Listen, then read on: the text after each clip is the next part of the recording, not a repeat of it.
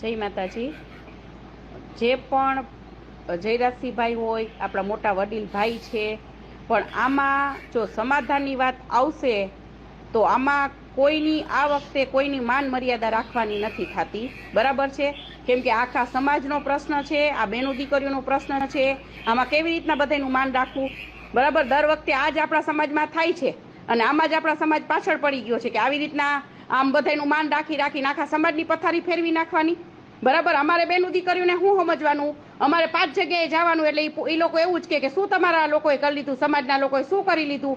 તો પછી આપણે આમ જો બધાનું માન ને બધું રાખવું હોય ને તો પછી બાયું ચણાવી નીકળાય જ નહીં, તો પછી આ વિરોધ જ ન કરાય જો આવું બધું કરવાનું હોય ને। અને હું તો કહું કે જો કદાચ આવી રીતના આપણા આગેવાનો, આપણા સમાજના આગેવાનો, આપણા રાજકીય પક્ષે લેવલે જે આ મોટા મોટા બધા છે એ લોકોને જો આ જ બધું કરવું હોય ને તો મહેરબાની કરી અને આવી આગેવાની નો લ્યો, સમાજની પથારી નો ફેરવો, બરાબર?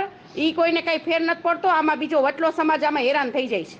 એટલે આમાં જો સાચું ને સારું રિઝલ્ટ આવે તો સારું છે, બાકી આમાં એક જ વસ્તુ છે, સમાધાન કેવી રીતના કે આપણે રૂપાલાભાઈને ટિકિટ રદ કરવાની આવે, એક જ સમાધાન, બીજું કાંઈ સમાધાન નહીં, બીજી કોઈ ચર્ચા જ આમાં કરવાની નથી થતી। એની ટિકિટ રદ કરે, બીજાને ટિકિટ આપે, બસ એ જ આપણો ઓલી માંગ છે, બીજી કઈ માંગ જ નથી। તો બધા રાજકીય લેવલે જો આપણા ભાઈઓ ને આપણા બધા બહેનો હોય ને એ લોકોને આપણે સપોર્ટ કરવાનો હોય આ વખતે આપણા સમાજને, કેમ કે આ છેલ્લું જે આપણા બહેનો દીકરી ઉપર વાર થઈ ગયો છે, જો એમાંય આપણે માફી માગી લઈને આપણે સમાધાન કરી નાખવાનું, તો ભાઈ કેવી રીતના, શું કામ અને શું કામ માફ કરવા જોઈએ, બરાબર? તો આ વસ્તુ અયોગ્ય જ કહેવાય।